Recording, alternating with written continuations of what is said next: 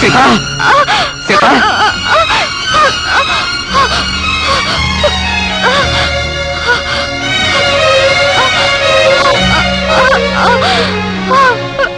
పినిగారు పినిగారు అమ్మ ఇంట్లో లేరండి, ఏం కావాలి? సిస్టర్ సిస్టర్ సీత ఉన్నట్టుండి కింద పడిపోయింది, కడుపు నొప్పితో బాధపడుతుంది, త్వరగా రమ్మా. మావయ్య మీరు కొంచెం స్టవ్ ఆఫ్ చేయండి.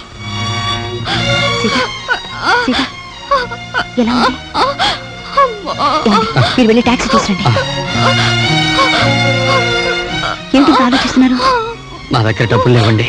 అవన్నీ నేను చూసుకుంటాను, మీరు త్వరగా వెళ్ళి టాక్సీ తీసురండి.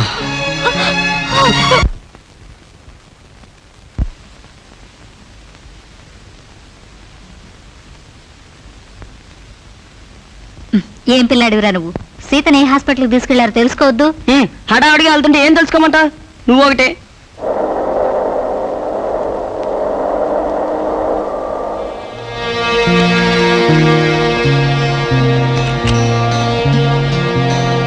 ఏమైందమ్మా? అపార్షన్. ఏమైంది? అపార్షన్.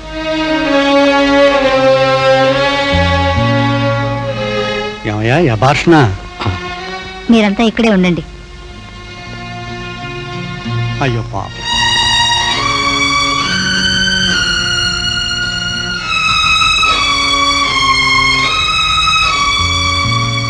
సీత నేను వెళ్ళి టేబుల్ ఫ్యాన్ తీసుకొస్తాను. సీత నువ్వు బాగా విశ్రాంతి తీసుకోవాలమ్మా. ఉండు, నీకు తాగడానికి ఏమైనా తీసుకొస్తాను.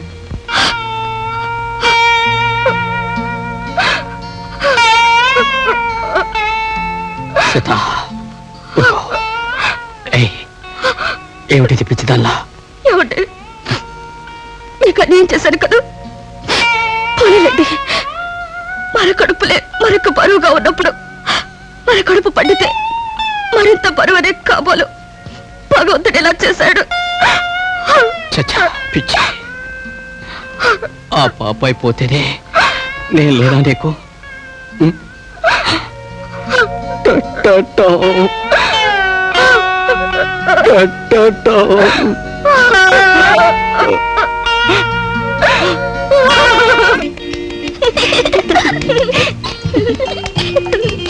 ఏమిటి సార్ తెల్లారాక శీర్షాసనమా? కాదయ్యా, మా పాప చేత నవ్విస్తానని మా ఆవిడతో పందెం కట్టాను. ఏం చేసినా నవ్వటం లేదు, తల కిందగా నిలబెడితే నవ్వుతుంది. రాజా, మా పాప ఇంచక్క ఇంగ్లీష్ మాట్లాడుతుంది, వింటావా? ప్రియా, అంకుల్కి ఇంగ్లీష్ పాఠం అప్పచెప్పమ్మా. అమ్మా ప్రియా, ఇలా రమ్మా. ఏది నేను చెప్పినట్టు చెప్పు.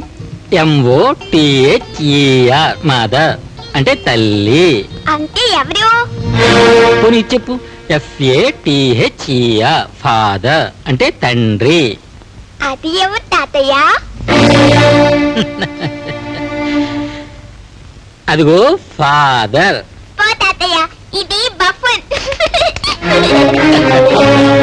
చూసావా రాజా, పాపకి పిల్లి తెలుసు, ఎలక తెలుసు, కానీ తల్లి తండ్రి మాత్రం తెలియదు. AYYO PAPAM. అయ్యో పాపం. ఏమిటి సార్ గొడవ? మేము ఇక్కడ మా నాన్న రూపంలో ఒక విలని తిండి పెట్టి పోషిస్తున్నాం. ఆయన కావాలని మా పాపను అలా తయారు చేశాడు. కన్న తండ్రి కన్న తండ్రా కట్టిక కషాయం జప్ ఖాన్.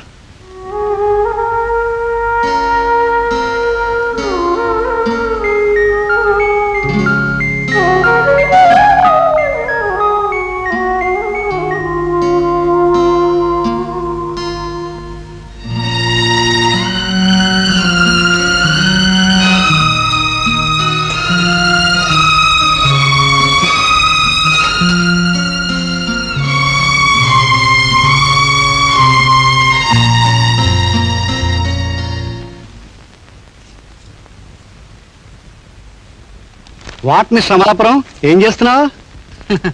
ఈరోజు పెట్రోల్ బంక్ సెలవండి. ఇప్పుడే స్నానం చేసి మీ శ్రీమతి గారి పుణ్యమా అని కమ్మటి భోజనం చేసి తీరుబడిగా మా ఊరు ఉత్తరం రాస్తున్నాను. మా ఆవిడికి. ఏ ఆవిడికి? నా శ్రీమతికి. శ్రీమతిగా? మీ ఊరా? ఉత్తరమా? ఓ అలాగే రాసిద్దాం. ఏమా మన శ్రీమతి పేరేమిటయ్యా? రాధదేవ రాధాదేవ? రాధాదేవి. మరి దాకింది ఒత్తేది దీర్ఘం ఏది? రాధదేవిని రాసేవయ్యా. చిచి చిచి చిచి చిచి చి దిద్దకయ్యా. పెళ్ళానికి ఉత్తరం లబ్జుగా రాయాలి. కొట్టాయి మళ్ళీ ఫ్రెష్గా రాద్దాం. ఇప్పుడు రాయ్. నాకు ప్రియాతి ప్రియమైనటువంటి రాధాదేవికి. రాసావా?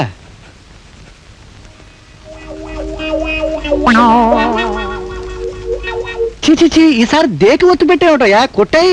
రాధాదేవి అనకూడదు. మొదటి దాకి మాత్రం ఒత్తు పెడితే సరిపోతుంది. ఏమండీ, అది నా భార్య. ఒత్తు ఎక్కడ కావాలంటే అక్కడ పెట్టుకుంటాను. మధ్య మీద భయం పెట్టి పొడవదకి. ఓర్ని దుంప దగ. అసలు నీకు తెలుగు నేర్పిన మాస్టర్ అనాలయ్యా. నీ తప్పేం లేదు.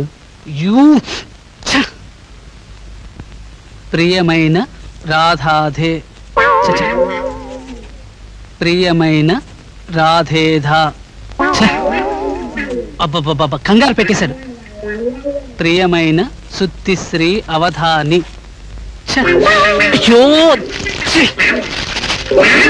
మన రాజాకి ఒక రాజా లాంటి సంబంధం చూసి పెట్టమని వాళ్ళ అమ్మగారు నన్ను పంపించారు.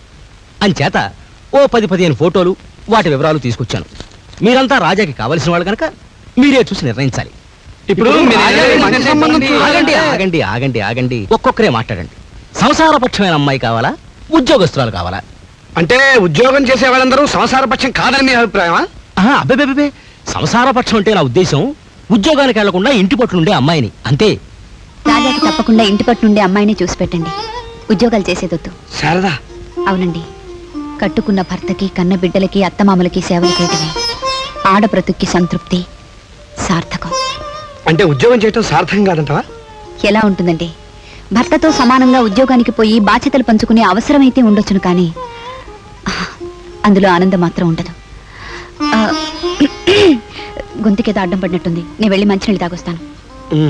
సార్, భార్య అంటే బెటర్ హాఫ్ కదండి. భర్త ఆర్థిక బాధ్యతలను కూడా హాఫ్ పెంచుకోవాలి కదా.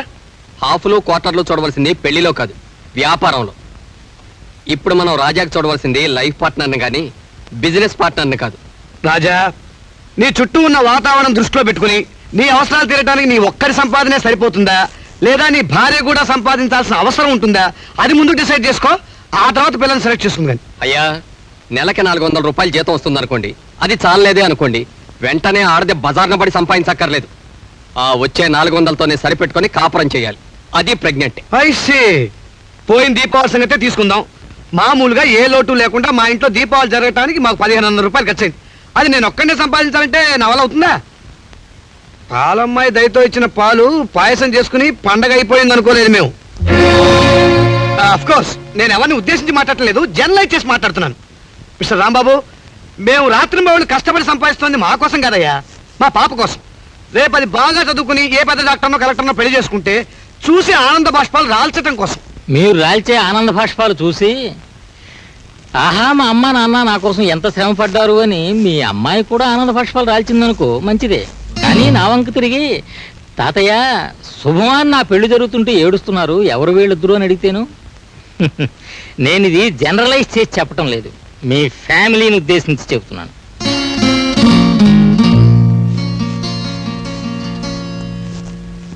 రాజా, భార్యను ఉద్యోగానికి పంపించవచ్చు, తప్పులేదు. కానీ దానిలో చిన్న ప్రాబ్లం ఉందో. నిన్ను కానీ మీ ఆవిని కానీ విధిగా ట్రాన్స్ఫర్ చేశారనుకో, ఆ తర్వాత మీ ఇద్దరి మధ్య మిగిలేది కేవలం కరస్పాండెన్స్ కోర్స్ మాత్రమే. నన్ను చూడు, పెళ్ళైన బ్రహ్మచారిని. ఎక్స్క్యూజ్ మీ, మా ఆవిడికి ఓ ముద్దు పోస్టులో పడేసి వస్తాను. ఏదో తొందరగా ఒక నిర్ణయానికి రండి. ఏముంది నిర్ణయానికి? ఇంతసేపు తర్జన భర్జనలు విన్నారు కదా. మేం కష్టపడటం మా తలరాత. రాజాకు కూడా ఎందుకు? చక్కగా ఒక ఉద్యోగం చేసే పిల్లని చూడండి, వాడైనా సుఖపడతాడు. సీత, అభిమానాలకు పోతే అవసరాలు తీరిపోతాయా? నేను చదువుకున్నాను, సర్టిఫికెట్లున్నాయి, టైపు షార్ట్ హ్యాండ్ పాస్ అయ్యాను. ఎవరిని ఉద్ధరించను? హాస్పిటల్కి టాక్సీకి డబ్బులు కావాలన్నా పక్కింట్లో చేయి చచ్చే పరిస్థితి. కొత్త కొత్త ఉడికిపోతుంది. సీత, అన్నం తెచ్చేసి వస్తాను. బావా, ఐఎమ్ సారీ రాజా. నీకెలాంటి భార్య కావాలో నేను నిర్ణయించలేను. ఎందుకంటే నేను నిర్ణయించుకున్న నా భార్య నాతో ఏకీభవించడం లేదు. I'm confused.